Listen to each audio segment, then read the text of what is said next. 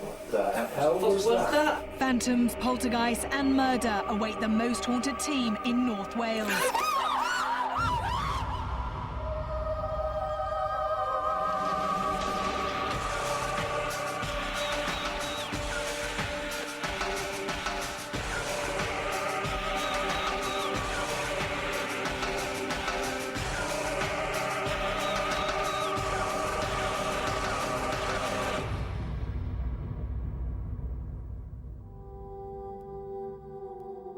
Hello and welcome to Most Haunted. With records dating back to 1461, the castle behind me is said to be home to many a strange paranormal happening. With human bones found behind a wall and civil war, it's no wonder that phantoms roam here in abundance. With dark shapes, strange smells and full apparitions, they've all made their home here at Bodelwyddan Castle. Lying a few short miles inland from the northern Welsh coastline, this impressive building dates back nearly 550 years. It remained a family home until just before the First World War, when it served as a training camp and then a recuperation hospital. Converted into a girls' school in 1920, the castle is now a regional base for the National Portrait Gallery and a public home to many fine works of art. The amazing thing about this house is that there is no terror, torment, death, murder and suicide, and yet it's haunted. And there are various ghosts here, but we really don't know who they are. And that's, for me, very interesting, because the idea, of course, of us being here is to actually find out who they are. Along this ornate corridor, a dark, shadowy figure has been seen floating down its full length. Also, disembodied legs have been witnessed walking along here, along with strange noises and the feeling of being watched. My own experience really dates from about 2 or 3 years ago, when I saw a grey figure going past an entrance in one of the main corridors here. It was quite an interesting experience because it was something like 9:15 in the morning. I was walking into work, talked to one of the staff, but saw this figure going past an entranceway. Thinking it was an intruder, I followed, but there was nobody there, and did a thorough search, but all the doors were locked, and it was quite obvious that there was nobody there. In the dead of night, when the castle is closed, the sounds of heavy footsteps can be heard coming from the cellar. From 1915, this place was not only an officers' mess for Canadian soldiers, but also a hospital and training centre.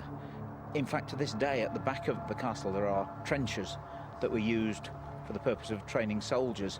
So it's quite amazing to think that soldiers in this wonderful, tranquil surroundings were actually trained for the horrors of Passchendaele, the Somme.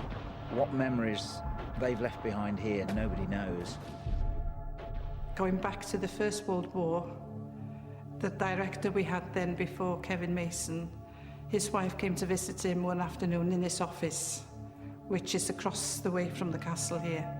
And what she saw were 3 gentlemen in army uniform just standing behind him. And he had no idea at all that his wife saw them. And she said to him, "Do you realise you've got 3 gentlemen standing behind you?" And, you know, they just went. It's said that behind this wall above me are the bones of a very tall man that were found during refurbishment. Nobody knows who he was or how he died.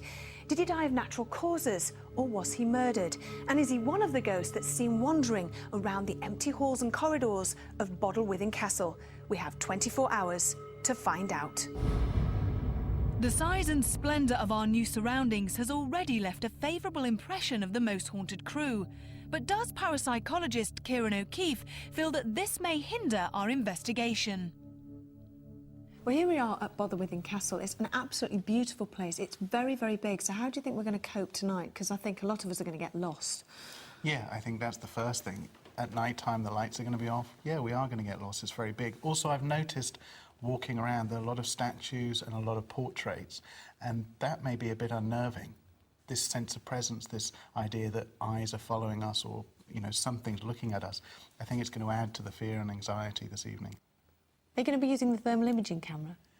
Yeah, definitely. It's the ideal sort of equipment to be looking for and verifying any cold spots within the room, but also instantly recording whether the temperature of somebody goes down.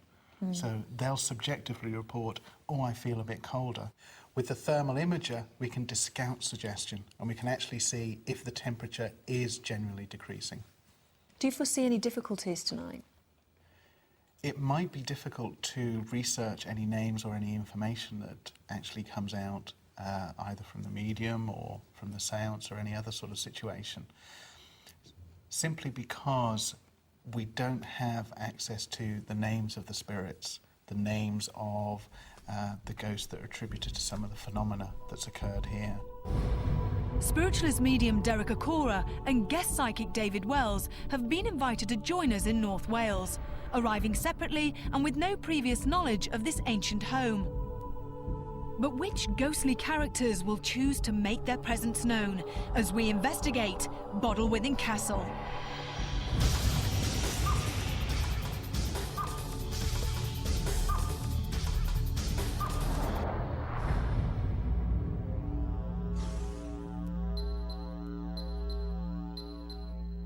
Just as we've entered this atmosphere, what I wanted to do, I was going to turn you around and say to you, it's shown itself again. This is the second time. There was a big, very tall dog there, long shaggy hair, and just like come to the back of you and just looked up at you like that. Oh, God. Honestly. And now again, his energy's disappeared, but he was right at the back of you. I heard the noises coming up, and I knew it wasn't footsteps. I looked, and there he was. What sort of dog would you say it was? To me, he's like one of those Irish wolfhounds. Oh, big right. fella. Yeah.